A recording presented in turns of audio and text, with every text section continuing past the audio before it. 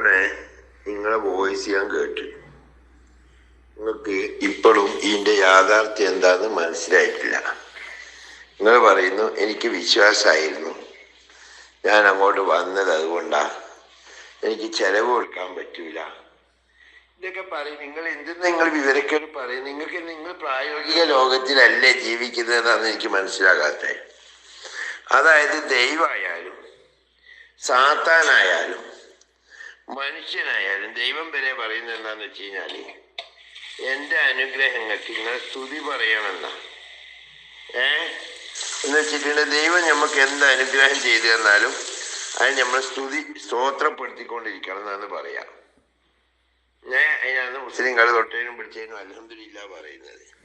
അതുപോലെ എല്ലാ മതവിശ്വാസികളും ക്രിസ്ത്യൻസ് പറയും ദൈവമേ സ്തോത്രം. അപ്പൊ നിങ്ങൾ ഇവിടുന്ന് ജിന്നിനെ കൊണ്ടുപോയിട്ട് തമിഴ്നാട്ടിൽ എത്തുന്ന വരെ നിങ്ങൾ ട്രെയിനിലാണ് പോയ, ബസ്സിലും ട്രെയിനിലും ആയിട്ടാ പോയെന്ന് പറയും. നിങ്ങൾ ഒരു മനുഷ്യനോടെങ്കിലും നിങ്ങൾ പറഞ്ഞോ, ഞാനിങ്ങനെ കേരളത്തിൽ വയനാട്ടിലൊരു ഉസ്താദ് ഉണ്ട്, അദ്ദേഹത്തിന്റെ അടുക്കൽ പോയിട്ട് ജിന്നിനെ വാങ്ങിയിട്ട് വരുവാണ് എന്നുള്ള വിവരം നിങ്ങൾ ഏതെങ്കിലും ഒരു വ്യക്തിയോട് പറഞ്ഞോ? നിങ്ങൾ പറഞ്ഞില്ല. നിങ്ങൾ എന്താ ചെയ്തേ? എനിക്ക് സ്വന്തമായിട്ട് ഇത് ഉപയോഗപ്പെടണം, വേറൊരാൾക്ക് ഉപയോഗപ്പെടരുത്, എനിക്ക് സ്വന്തമായിരിക്കണം എന്നുള്ളൊരു ആഗ്രഹത്തോട് കൂടിയിട്ട് നിങ്ങൾ കൊണ്ടുപോയി. നിങ്ങളെ കൂടെയുള്ള ജിന്ന് പറഞ്ഞു തരുന്നല്ലാണ്ട് ഞാൻ പറയുന്നതല്ല. നിങ്ങളൊരു മനുഷ്യനോട് ഇതേക്കുറിച്ച് പരമാവധി മറച്ചു വെക്കാനാണ് നിങ്ങൾ ശ്രമിച്ചത്. അവരിക്കലും ചെയ്യാൻ പാടില്ല, ജിന്നിന് ഇഷ്ടമില്ല. ഒന്ന്.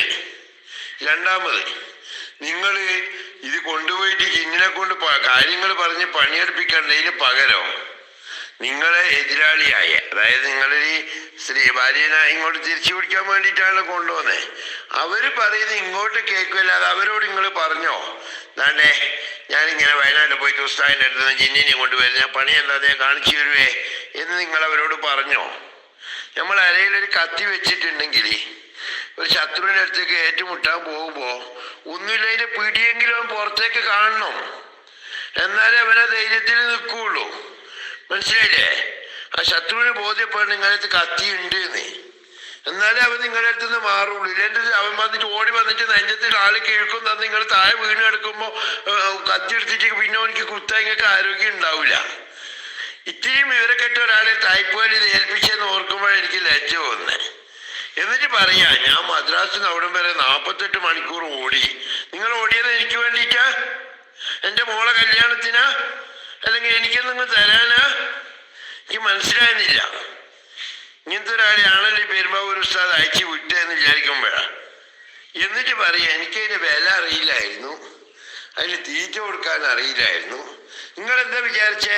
ഈ ജിന്നിനെ കൊണ്ടുപോയിട്ട് അവിടെ വീട്ടിലങ്ങ് കടന്നങ്ങ് ഉറങ്ങിക്കൊള്ളുക, ഒരാളോട് പറയുകയും വേണ്ട, ഒരു പ്രവൃത്തിയും വേണ്ട. അപ്പാടെ തന്നെ നിങ്ങൾ ഓടി അങ്ങ് വീട്ടിലേക്ക് വരും. അതുപോലെ നിങ്ങളെ സ്ഥലം ഉണ്ടാവും, ആരോ വന്നിട്ട് എടുക്കുക, കാണുകയും കൂടി ചെയ്യണ്ട. ഏതെങ്കിലും പിന്നെ പാർട്ടി ഓടി വരും വീട്ടിൽ, ഇതാട്ടെ എൻ്റെ പൈസ വെച്ച അരുണേ, എന്നാ സ്ഥലം ഞാൻ എടുത്തിരിക്കുന്നു, റൈസൊക്കെ ഞാൻ നടത്തിയിട്ടുണ്ട് എന്ന് പറഞ്ഞിട്ട് പൈസയും കൊണ്ടുവന്ന് കിട്ടി തരും. ഇതാണോ നിങ്ങൾ ജിന്നിനെ കൊണ്ട് ഉദ്ദേശിച്ചേ? ഇമാതിരി വിവരക്കേടായതുകൊണ്ടാണ് ഞാനത് തിരിച്ചിങ്ങെടുക്കുന്നത് കേട്ടോ. വേറെ വിഷമമൊന്നും തോന്നണ്ട. ഇനി നിങ്ങൾ യോഗം പോലെ വരട്ടെ.